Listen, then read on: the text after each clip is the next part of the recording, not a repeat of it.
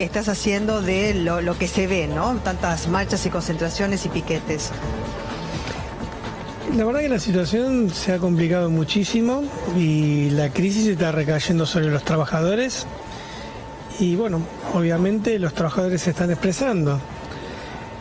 Y si no se han expresado más todavía fue porque muchas conducciones gremiales hasta ahora fueron muy pasibles.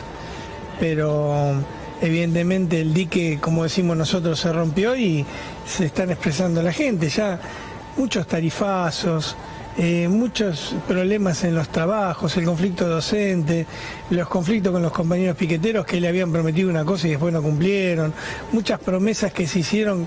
Vos recién hablabas del tema de los despidos que se habían comprometido y entonces bueno, todo tiene un tiempo, todo tiene su paciencia, pero cuando la paciencia se agota, bueno, los trabajadores se expresan en la calle. Ahora también este compromiso, Rubén, con los despidos fue en un momento avalado por la CGT, por el triunvirato, que les creyeron y finalmente el paro no lo convocaron todavía y las bases los han desbordado. Mira, lo del tema de la CGT es un tema que nosotros venimos planteando y venimos discutiendo hace mucho tiempo. Nosotros, con el gobierno de Cristina, hicimos 5 paros por el impuesto a la ganancia, que estaba muy bien hacerlos, porque nos estaban robando la plata. Ahora, si a ese gobierno le hicimos 5 paros, a este gobierno, con la cantidad de despidos, con la cantidad de cierre de fábricas, con todo lo que estamos viendo, todavía no le pusieron fecha a un paro que ahora parece que va a ser el día 6, la verdad que es preocupante. Y el tema de que la CTA lo haga el 30 de marzo y la CGT con la probabilidad, por lo menos trascendió del 6 de abril, ¿qué significa esto también para las organizaciones sindicales? Yo lo que espero que reine la cordura y que haya una sola medida, no que vayamos divididos, tenemos que ir todos juntos, porque aparte a un gobierno como este no se le puede hacer un parito de 24 horas, vamos a tener que hacer un plan de lucha, vamos a tener que obligarlo a que cambie de rumbo económico y eso no se puede hacer en forma separada, atomizada y mucho menos con una medida nada más que de 24 horas. Yasky dijo que no cambia la fecha, porque ayer le preguntamos, lo tuvimos que ellos no cambian el 30 de marzo. La CGT, claro, por eso. Si no hacemos en conjunto. A la CGT que se acopla a ellos, no vamos al a revés. hablar. Los problemas de ego entre los dirigentes gremiales es un problema, pero... La pregunta es también, después del paro, porque se convoca un paro, una medida de esfuerzo, un plan de lucha, pero hay que también buscar un canal de diálogo, ¿no? Porque si no esto es in eternum. Es que el problema es que no hay... El diálogo sirve cuando sirve para avanzar, no para dialogar y para ganar tiempo. Creo que el conflicto docente es muy claro. Mucho diálogo, pero la verdad que no cambió en nada la propuesta que le habían hecho a los compañeros de un principio a ahora. Entonces, el diálogo por el diálogo tampoco sirve. Si estaba muy mal lo que se hacía antes, que era no dialogar. Y ahora, dialogar por dialogar y no avanzar tampoco sirve. Lo ideal que sería llegar a acuerdos, a diálogos para avanzar, no para mostrarle a la gente como que se quiere hacer algo y que en realidad los malos son los gremialistas, la gente que para. La situación es muy complicada y si el gobierno no entiende esto, estamos en un problema bastante grave. ¿En qué marco el diálogo? Porque hoy el presidente invitó al diálogo. Pero te vuelvo a repetir, ¿qué significa el diálogo? ¿Con qué objetivo? Claro, bueno, o sea, hubo una mesa, digamos, tripartita, una mesa para la producción, que después se deshizo por la falta de cumplimientos, ¿no es cierto?, de esos acuerdos. Hubo determinados acuerdos. El diálogo, digamos, como preguntaba también Antonio, ¿no es cierto?, se puede dar, pero eso te lo traslado a vos, como gremialista. Vos fíjate, se hacen acuerdos y no se cumplen. Se quería sacar el año pasado, se quería sacar una ley para evitar los despidos. Claro. Fueron, acordaron con los empresarios y en ese momento estaban dialogando y dijeron, no, ¿se cumplió? No. El acuerdo que hicieron con los piqueteros, ¿por qué están en la calle hoy? Porque no se cumplieron los acuerdos. Los docentes, que ahora le están planteando, no, es un piso, no, si se ajusta la inflación vamos a ajustar, pero si ya el año pasado no cumplieron, el año pasado la inflación fue superior a lo que ellos sacaron como paritarias, hay una cláusula gatillo en el acuerdo que ellos tenían y no están cumpliendo, que perdieron un 10%. Entonces, dialogar sí, pero dialogar para avanzar y un diálogo honesto, no un diálogo de sordos. Un diálogo para ver cómo se mejora la situación económica de los trabajadores, porque acá hay mucha gente que la está pasando muy bien, El otro día estaba mirando los bancos, los que han ganado bajo este gobierno, lo que han ganado las megamineras, lo que han ganado la familia Macri, obviamente, ¿no? Lo que han ganado es muy diferente a lo que están atravesando los trabajadores. Pues está también Marcelo Fernández, que es de Segera, que es Confederación Empresaria de la República Argentina.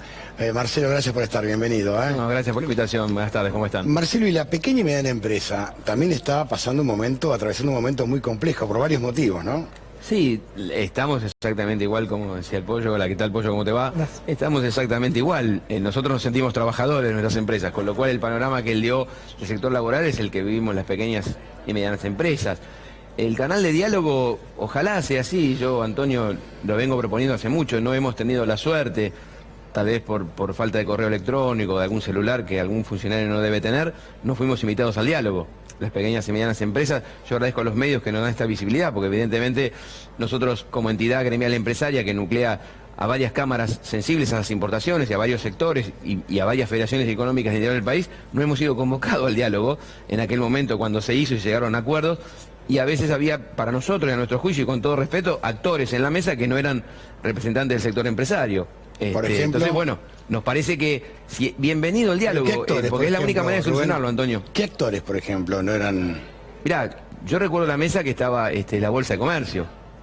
Yo lo conozco a Adelmo, tengo un profundo respeto y relación con él, hace mucho no lo veo, pero uno se pregunta a la Bolsa de Comercio y con todo respeto, que me la pueda responder, tal vez me haga entender en un acuerdo social con los trabajadores qué tiene que ver la Bolsa de Comercio, ¿no? Tal vez, bueno, alguien encuentra que estaba bueno, que estuvieran los bancos en un acuerdo salarial. Los bancos, como dijo el Pollo, han ganado fortuna en este país, han ganado muchísimo en los últimos años, no tienen la carga impositiva que tenemos otros y estaban en un acuerdo social.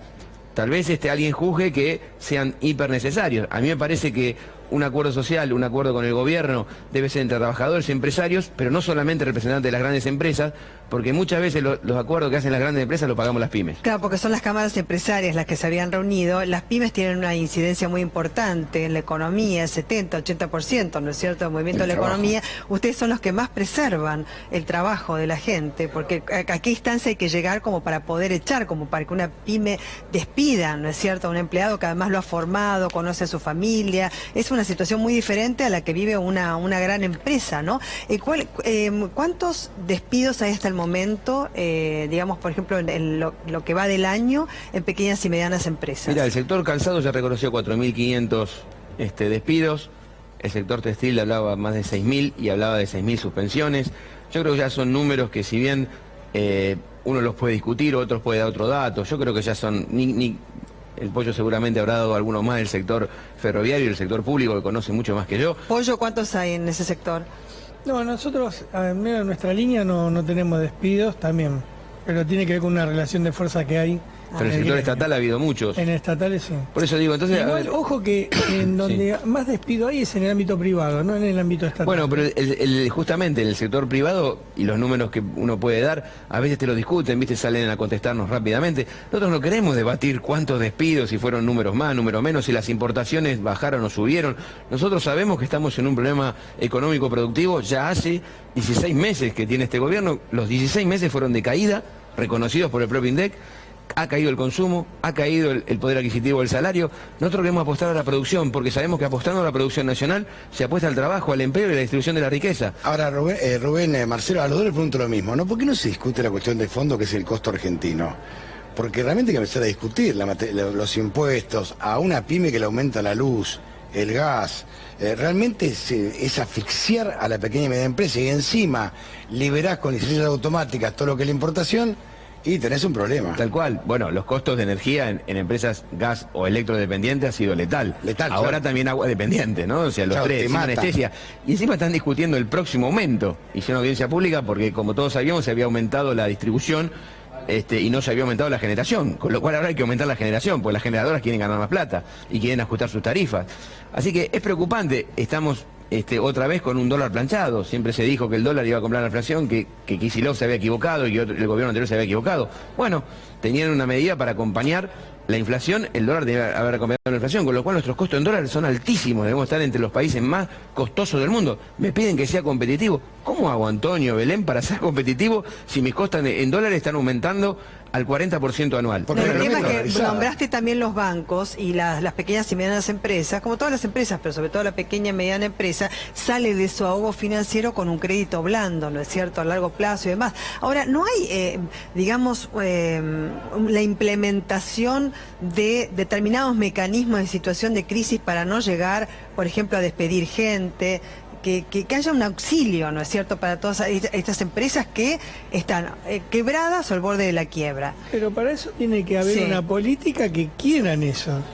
Este gobierno no quiere eso. Yo ayer estuve mirando un reportaje que le hicieron a la vicepresidenta, hablando de los docentes. Y la verdad que con el desprecio que habla hacia los docentes, planteándole, bueno, yo sí ganaría 9.000 pesos, trabajaría igual porque igual tenés marido y trabajás 4 horas. Es decir, con el desprecio que habla este gobierno de los trabajadores. Yo, recuerdo en la época del menemismo, que también era muy parecido, pero ha pasado todos los límites. Es una concepción de clase que tiene este gobierno. Pero no, Pollo, te digo, en relación con eso, también yo he escuchado funcionarios del gobierno anterior referirse lo mismo a las 4 horas, cosa que no coincido, pero yo defiendo a los docentes de siempre por su trabajo, que además no son 4 horas, pero también se lo ha dicho. Así que obviamente hay un tema con los maestros, digamos. Obviamente, y es más, te comento una cosa. Sí. Muchos de los políticos... Con desprecio dicen las 4 horas. Muchos de los políticos que hoy andan recorriendo los canales de televisión a solidarizándose con los docentes, son los mismos que votaron la baja del presupuesto en la provincia de Buenos Aires sobre la educación, que bajó un 3%. Y eso lo votaron, el Frente para la Victoria, lo votó el Massa, lo votó el PRO, exceptuando el Frente Izquierda, todo lo demás lo votaron. Ahora, te votan bajar el presupuesto educativo y después van por los canales de televisión a decir solidaridad, solidaridad. Ya, eso también es un problema, porque acá hay un doble discurso también de la política. Los gobernadores, con tal de que le pasen las obras, se callan la boca. La CGT, ahora nos enteramos que no quería poner fecha al paro porque le habían pagado las obras sociales una semana antes. Entonces, la verdad que también es muy complicado pelear el trabajador, que muchas veces hace acciones desesperadas como la de corte de calle, tiene que ver con que las instituciones que deberían defenderlo al trabajador muchas veces están mirando para otro lado. Lo que pasa también, Pollo, hay una realidad. El tema aquí es que el gobierno convoque una vez por todas una mesa de diálogo real, claro, a un diálogo social, a un diálogo económico, que estudien profundamente el costo argentino, que se estudie... Es una concesión de clase, no lo va a hacer. Ahora, vos fíjate qué paradoja, ¿no? Porque hay sectores... obviamente a los maestros, ¿con qué se le paga? Con el erario público, con la recaudación. Y uno ve que a sectores concentrados de la economía o sectores que han ganado muchísimo dinero en los últimos años, y bienvenido que así sea porque para eso invierten y para eso trabajan, le quitaron impuestos. Claro. Y Ahora, la industria sigue pagando, lo hay mismo. un tema que no termino de entender de Argentina, ¿no? En todo el mundo la nafta bajó, acá subió. El peaje debe ser el peaje más caro del planeta, el de Argentina. Los costos argentinos son los más caros del planeta. Bueno, ¿y por qué no discutimos eso? Bueno, pero Antonio... Con profundidad, en profundidad. Pero Antonio, si nosotros le sacamos más impuestos, la industria sacarle a la sensible, pyme, no tuvo ninguna baja. La ley PYME es muy buena en la medida que tengamos ganancias. Que la apliques. Pero yo me pregunto, y esto uno lo dice como empresario, si nosotros dejamos de pagar, ¿quién va a pagar por nosotros para seguir recaudando para poder pagarle al sector público? Pero Marcelo... Y mantener la salud, esto es Marcelo, obvio. O sea, de algún lado tiene que salir. Yo en este momento no quisiera hacer abad. Si vos fumás, por ejemplo, claro, de la todo de pucho que yo compro, el 80%, 90% es impuesto. Cada litro de nafta que yo le pongo al auto es impuesto. Cada vez que pago un peaje es impuesto. Estamos de acuerdo, Antonio, pero fíjate que así no te alcanza. Pero el Estado recauda por segundo. Pero evidentemente, si vos no le podés pagar a un maestro, no podés cumplir, evidentemente, o no podés distribuir, o bajaste el presupuesto de la educación, o les querías sacar un presupuesto al CONICET, evidentemente no estás recaudando. O malgastás. Bueno, eso es un tema que yo siempre dije que para mí en un acuerdo social, mira, lo implementó Perú. Perú había puesto 3 cámaras empresarias y la central de los trabajadores a discutir el tema de compras y gastos del gobierno para que los representantes de las fuerzas vivas de la ciudad, del país, tuvieran injerencia y pudieran discutir y pudieran estar junto al gobierno discutiendo esto. Esto sería un buen logro, porque si no, quien gana, quien conduce, como decía el general, quien conduce termina haciendo lo que quiere. Y después nos vemos que tal vez quien lo votó se siente defraudado. Y para llamar al diálogo hay que llamar a todos los sectores, porque hay que escucharlo a todos, no se puede con una parcialidad. Amigos, claro. Pollo, a ver, vos hacías referencia a las partidas presupuestarias para educación en la provincia de Buenos Aires. ¿La provincia tiene plata para pagar el aumento de los docentes o como el año pasado, digamos que pidió un auxilio financiero a la Nación, que en este momento, como no está el salario testigo, por la falta de paritarias de docentes nacionales, no se establece y no viene esa plata? ¿Cuál es la situación de la provincia? Lo que pasa es que ahí el primer problema que hay que discutir es si nosotros queremos un país con educación o sin educación. Con educación. Con industria o sin industria Sí, también. obviamente, pero la educación es lo primero. Sí. La educación y el trabajo es lo primero. Si vos no partís si vos partís de que tenés provincias que pueden financiar su educación y provincias que no, es lógico lo que están pidiendo los docentes, una ley que ellos parieron en el año 87 con la Carpa Blanca, que era que el Estado... No, fue con la Marcha Blanca. Esa fue con la Marcha Blanca. Después tuviste la del 97 que fue con la Carpa Blanca. Con la Carpa Blanca. Ojo, hablamos de dos, cada 10 años hay un gran acontecimiento. Estamos en 2017. ¿Ahora qué hacemos? Claro, pero vos fíjate una cosa, vos necesitas que tu país, la educación sea un centro.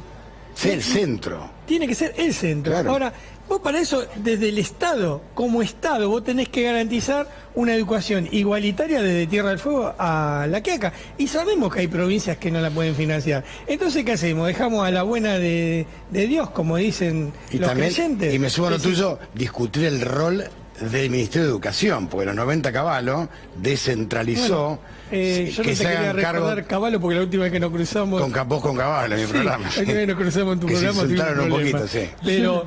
evidentemente lo que no entiende el gobierno es, mira, hay dos cosas. Cuando uno no pone, cuando en vez de subir el presupuesto de educación baja, como pasó en la provincia de Buenos Aires, estamos en problemas. Pero lo más grave es que cuando el Estado enfrenta a la población con los docentes, muestra su decadencia. Acá, en vez de ir a buscar la solución del problema, trataron de hacer todo lo posible para desprestigiar algo que tiene que ser nuestro eje. A ver. Claro, eso es una punta interesante la que estás planteando, ¿no es cierto? Enfrentar a los docentes con la sociedad, porque la falta de clases obviamente tiene que ver con padres, digamos, que tienen a sus chicos en las casas, que no los pueden mandar al colegio, con lo fundamental que es que cumplen el ciclo lectivo y que tengan educación. Pero han sido muchos gobiernos, y no solamente todos. el anterior también, el otro también, que los han enfrentado. ¿Por qué? Porque en el momento acuciante de establecer la paritaria y no llegar a un acuerdo y verse con la medida de fuerza en la cara, con tantos días de paro, nos acordamos 110 días, no fueron para Scioli también en la provincia de Buenos Aires. Entonces, digamos, siempre hay un enfrentamiento para que se pongan de un lado o del otro. Y si siguen estirando es porque lo pueden capitalizar, porque si no el gobierno de la provincia quizás no lo estiraría. Obviamente que hay algo de eso, pero son las excusas que ponen los gobiernos y los políticos mediocres. El enfrentamiento entre los trabajadores, porque yo cuando paro los trenes, vos sos de rehén, utilizar de rehén al pasajero. Cuando para el médico, utilizar de rehén al pobre enfermo. Los pibes, los rehenes. Sí, en realidad, el problema de fondo no es que los trabajadores reclamen, porque ¿qué están viendo los docentes? Vivir como vive Macri, no están viendo eso. Están viendo no vivir con un sueldo que está por debajo de la línea de pobreza. A ver, vos necesitas 14.000 pesos para poder vivir y un docente está cobrando 9.000. No es muy difícil darse cuenta que un docente con 9.000 pesos... Y si no, hagamos una cosa. Porque ¿cuál es la excusa que ponen con los docentes? Es una vocación. La política también es una vocación. A ver si los diputados cobran 9.000 pesos por mes. Se aumentaron el 10%. No, claro, se matan. A partir del 1 de marzo se aumentaron. Y los tipos que más critican a los docentes son los que tienen sueldo de 70, 80 lucas. De 85 pasaron a 93.000 pesos ahora. Yo lo que les pido a la gente que nos ve, nosotros tiene que haber claridad de qué lado nos ponemos siempre. Siempre tenemos que estar del lado del trabajador, porque los trabajadores, la única forma que nos podemos defender de los malos gobiernos es poniéndonos juntos. Por eso, esta intención que hay, hoy se escuchó a la gobernadora hablar de quien esté concurriendo a clase va a tener un sueldo extra, o un bonus, si se quiere, y también una intención aviesa del presidente de dividir a los gremios. ¿Vos crees que se van a dividir los gremios? ¿O ya están divididos? El problema que tienen los gremios es que tienen direcciones que la verdad que se tendrían que ir a su casa hace mucho tiempo. Comisiones directivas que han utilizado los gremios para enriquecerse y no para representar a los trabajadores. Ahora, nosotros la división del movimiento obrero para lo único que sirve es para la atomización y para no poder enfrentar Pero es la idea. a los planes de ajustes. Pero es la idea, me parece a mí. Que esa es la idea. Se está apuntando a eso, a dividir. Nosotros lo que tenemos que hacer es evitarlo. A mí, yo qué sé, yo estoy dentro de la CGT. A mí muchas veces me invitaron para irme de la CGT, formar un sindicato propio que lo podía haber formado, y yo siempre me negué. Yo la pelea lo de adentro, y los que se tienen que ir son los tipos que hace 50 años que están en los gremios, que se han enriquecido, que han jodido siempre a los trabajadores. Yo qué sé, las privatizaciones en los 90 no hubiesen sido posibles si no hubiese sido por los Pedraza, por todos los dirigentes gremiales que entregaron a sus compañeros. Los Lescano. Sí, a todos ellos los que estaban en la vieja Entel. Ahora, vos fíjate una cosa. Todos los gobiernos critican a estos dirigentes, pero todos los sostienen. Pues no, los necesitan. Todos pero no sé si el gobierno ¿no? puede fogonear un poco la división, pero la división ya está planteada. O sea, son los propios dirigentes sindicalistas los que se tienen que hacer cargo de sus divisiones, como la CGT ahora, la CTA. Cuando iba la CGT a reunirse con Macri, la CTA no estaba presente, con todos los problemas de personería que ha tenido, por supuesto, la CTA, y ahora la pretensión de unificarse. CTA oficialista, CTA opositora, ahora están juntos, CGT opositora, CGT oficialista. O sea, la propia división ya está ahí, porque además las bases no sienten una representación de parte de muchos dirigentes. Se vio en la última movilización, Pollo. O sea, digo, ¿cuál sería? Igualmente yo te voy a contar una cosa, para mí es de agrado, no sé si para muchos lo será, pero hay un cambio muy profundo en las comisiones internas, ¿eh? Sí. La izquierda ha crecido y ha ganado gremios en muchos lados. Y fíjate la parte laboral en la Unión de Empleados Judiciales. Nosotros, a ver, yo soy militante de izquierda y acabo de ganar las elecciones hace un mes con el 74% de los votos en mi gremio. Ahora, el 74% que son peronistas, no son peronistas. Claro. Evidentemente hay gente que dijo, no, basta de esta gente que en realidad pero están en lo más bajo. A ver, Claro. más allá de la idea política, más que nada el laburante está buscando a quien los represente. Claro. Ahora, vos fíjate que históricamente siempre estuvieron divididos los gremios, los 25, los 15, Los siempre 62. siempre hubo división de gremios. Pero yo creo que a la hora del reclamo se unificaban. Se unían. Pero es obvio, esto es lo mismo que una vez, a mí me preguntaron en un paro que hicimos por el impuesto a las ganancias, si me hacía ruido estar en un mismo paro con Barrio Nuevo. A ver, yo no tengo nada que ver con Barrio Nuevo. No. Es más, voy a hacer todo lo posible para que mis compañeros lo volteen, como con otros dirigentes que estamos haciendo y que en algunos nos está dando resultados. Ahora, si salgo con los buenos, no salgo con nadie. Porque la verdad que el problema de las direcciones gremiales es un problema muy grave que hay en todos los gremios. Y no se sostienen porque son votados por los trabajadores. Se sostienen por los estatutos que le permiten listas únicas. Yo en mi gremio, para presentarme a secretario general del gremio, tengo más requisitos que para presentarme a candidato a presidente Bueno, de la ya Nación. tuvieron problema con el tema del estatuto, ¿te acordás en las elecciones de la CGT? Sí. Buen problema hubo, ¿no? Yo me acuerdo que en el año 2000... Hicieron tuve que- modificarlo, siguieron con... ¿no? Claro, en el año 2004 tuve que parar la línea entera para poder votar, porque siendo oficialista no me dejaban votar. Entonces, esto lo conocen. Ahora, ¿qué le conviene más a Macri? ¿Que haya un Sacia en la Unión Ferroviaria o que esté yo? Sacia. Y con Sacia arregla. ¿Qué le conviene más? ¿Que esté Fernández en la UTA o que esté Segovia y los demás compañeros? ¿Qué le conviene más? ¿Que estén los compañeros nuevos que están surgiendo en las nuevas condiciones, como el SUNA, como los UTEBAS, que en las próximas elecciones van a dar un batacazo en la provincia de Buenos Aires, o que estén estos viejos dirigentes que no representan a nadie? Obviamente, entonces, de pico dicen, estos dirigentes malos, pero después lo sostienen. ¿Te vas a Bueno. presentar alguna candidatura? No sé por qué. No sé, se me ocurrió, escuchándote. Marcelo No, ahora, yo voy a hacer lo que me diga el partido, yo qué sé. Marcelo ahora también, digamos, uno puede apreciar que todos los sectores están complicados, pero la pequeña y mediana empresa, que es la que más trabajo aporta, o que más trabajadores contrata, se está complicando la situación de verdad. Yo te conté una historia, una anécdota, me contó un muy amigo del presidente, dueño de un hospital, que le dijo, che, me llegó la luz, 3 millones de pesos. ¿Sabes con lo que contó el presidente? sí. Ahora te llega el gas. La sensación que uno tiene es esa. Sí. Bueno, es que tengo que recaudar. ¿Cómo? No sé, o endeudarme para gastos corrientes. Melconian se fue por esto, me endeudo para gasto corriente. Dijo, no te doy 70.000 millones de pesos. Se fue, asumió González Fraga, se llevaron 70.000 millones de pesos de Banco Nación. Bueno, te digo, con Melconian, digamos, viste que lo vivaban los empleados, porque él consiguió el aumento con las paritarias. Él consiguió aumentar y no le daba los 70.000 millones que le pedía el Estado. Y se los dieron ahora. A ver, nosotros, yo cuento mi caso particular, yo pagaba 0,11 el kilowatt, 0,11. Podemos discutir si era barato, si estaba subsidiado, si no correspondía, seguramente. Bueno, el Estado me asistía para que yo produzca. Yo pasé a 0,83 sin anestesia. O sea, no es que me dijeron de 0,11 a 0,83, es un 650% de aumento. O sea, te vacunaron. No estamos hablando de no estamos hablando de un 20. Yo imagino, si el Pollo pudiera ir a sus trabajadores decirle, muchachos, le conseguí el 650% de aumento de día para el otro, sería, lo votan ya, ni habría elecciones, Pollo. Pero digo, a ver, es una locura. O sea, esto fue lo que le planteamos al gobierno. Y a veces uno lo plantea y parece desestabilizador o parece como que es K, X, Z, Y. Nosotros estamos hablando de lo que nos pasa. Y esperamos 1 año y medio, realmente, Antonio, Belén. Nosotros estamos con una dificultad. Y lo que él explicaba de la CGT, que bueno, en algunas cosas uno lo escucha, tal vez se pueda coincidir, tal vez no, seguramente el televidente sacará, pero nosotros nos pasa también con la UIA. Yo soy industrial, no soy veterinario. Claro. Y a mí no me representa la UIA. Y yo puedo tener un diálogo con la Unión Industrial, me puedo ver, como él decía, se puede juntar con los dirigentes. A ver, la Unión Industrial te defiende otros intereses.